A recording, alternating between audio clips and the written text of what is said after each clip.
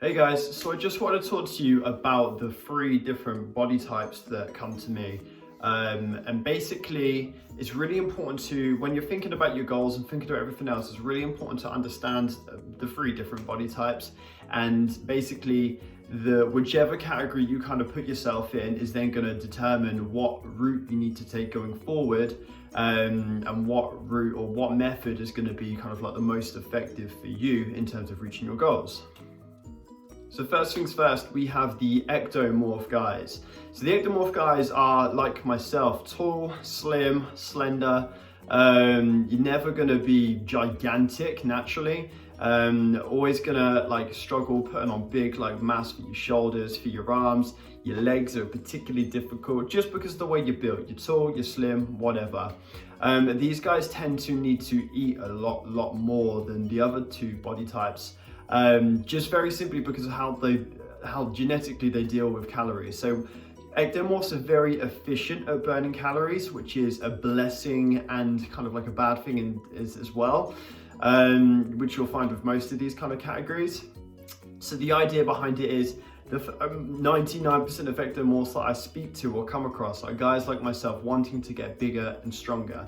So when you burn calories so well and you deal with calories so well, it's just super important to eat and eat and eat and train really hard, okay? So like I say, blessings and negatives all at the same time. You're gonna have trouble putting on weight, but these guys will always find they're naturally super lean, never have a lot of trouble having a six pack, and can be pretty lenient when it comes to nutrition a little bit, unless they absolutely abuse their diet. At the other end of the spectrum, we have the endomorph. So the endomorph guys tend to have much higher BMI, tend to be, let's say 5'5" to 5'9", kind of in height, and a lot stockier. So these guys are the guys that completely flip end of the scale. So the idea is these guys have a lot harder time dealing with calories. So just naturally their body puts on a lot of weight a lot easier and a lot quicker than an ectomorph would, for example. But again, every kind of characteristic has its negatives and its positives.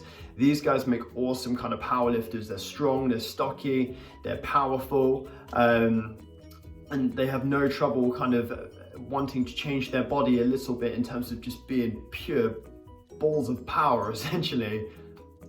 The main thing to bear in mind with these guys is, again, 90% of the ones who come to me, the issue is they want to lose weight, but a lot of the time it's a case of it's difficult to eat, and you've got to be really careful with your diet as an endomorph, simply because of the way your body deals with your calories. Your body's going to put a lot more of it into storage as fat than an ectomorph would or a mesomorph would. Mesomorph guys, so these are the guys that everybody hated growing up. So these are the guys that, as long as they don't absolutely abuse their diets and their bodies, tend to have a pretty easy time putting on muscle, staying in relatively good shape and changing their body however they desire to do so. Don't get me wrong, it takes a little bit of work, like every body type does. You tend to find these guys are the ones that, like I say, it's kind of like the middle ground. They can be explosive and powerful and strong at the same time as being able to hold a six pack all year round.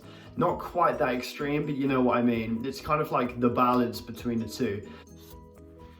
It's really important to understand which one of these categories you fall into when you're thinking about like your goals and your method and your process of getting to where you want to be, simply because, like I say, each of these types, their characteristics and how they deal with calories and how they adapt to strength training and all these sort of things are going to play a massive part and be a big influence in your nutrition, your training, your process, your everything. So it's really important to kind of, before you do anything, kind of recognize and identify which one of these kind of somatotypes, these categories that you actually fall into. Thanks for watching, guys. If you have any feedback, anything at all, it's always good in these early days. Thank you for watching. Please give the videos a thumbs up, and I will see you in the next one.